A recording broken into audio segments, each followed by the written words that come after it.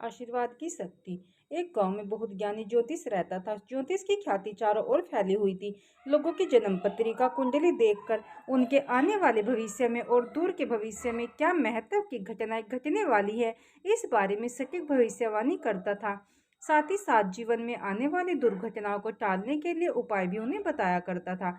इस ज्योतिषी को विवाह के कई सालों तक जब संतान नहीं हुई, तब उस ज्योतिष के परिवार वाले काफी चिंतित रहते थे, लेकिन ज्योतिष को बिल्कुल भी चिंता नहीं थी, क्योंकि उसने अपनी खुद की भी जन्म पत्रिका देख रखी थी और वह जानता था कि उसे पुत्र प्राप्ति थोड़ी देर से होने वाली है।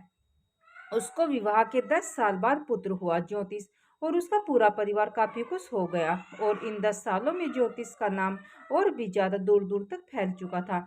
वह सुबह शाम लोगों की कुंडलियां देखने में व्यस्त रहता था। उसे तनिक भी समय नहीं मिल पाता था। पुत्र प्राप्ति की खुशी और उसके काम में व्यस्तता के कारण कभी उसके दिमाग में अपने पुत्र की जन्म पत्रिका बनाने और उसे पढ़ने का विचार ही नहीं आया। और देखते ही देखते पुत्र 14 साल का हो गया। उस जमाने में 15 साल तक शादियां हो जाती थी।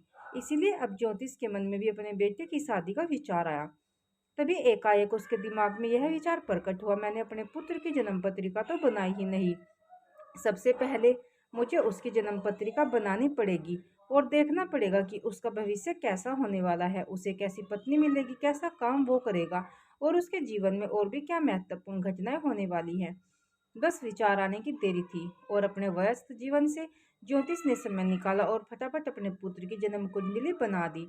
उसे यह देखकर आश्चर्य और दुख हुआ, क्योंकि उसके पुत्र की कुंडली के हिसाब से उसका पुत्र 15 वर्ष का होते ही आधी रात में मर जाएगा। ज्योतिष को अपनी लापरवाही का पर बहुत रोना आ रहा था, क्योंकि अगर वह पहले ही अपने पुत्र की कुंडली बना लेता तो उसे पहले ही इस बारे में जानकारी हो जाती और वह इस दुर्घटना को रोकने के लिए कोई उपाय कर सकता था। लेकिन अब उसके पास सिर्फ एक दिन का समय था, क्योंकि एक दिन बाद ही उसका पुत्र 15 वर्ष का होने वाला था।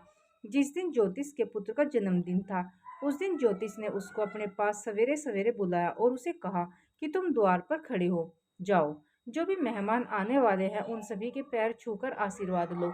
ज्योतिष ने पहले से ही अपने कई लोगों को भेजकर आसपास के कई महान साधु संतों को न्योता दे रखा था।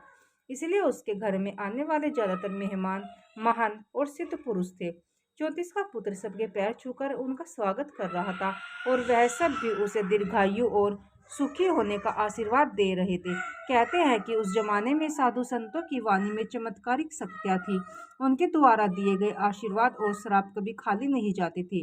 ज्योतिष ने अपने पुत्र को बचाने के लिए इसी बात का फायदा उठाया था और हुआ भी वैसा ही, क्योंकि ज्योतिष पुत्र बड़ी लंबी आयु जिया। दोस्तों, इस जमाने में साधु संत बड़ी मुश्किल से मिलते हैं, लेकिन अगर हम अपने बड़े बूढ़ों और माँ बाप की भी इसी भावना से सेवा करें और उनसे आशीर्वाद लेते रहें, तो हमारा भी भला होने से कोई नहीं रोक सकता।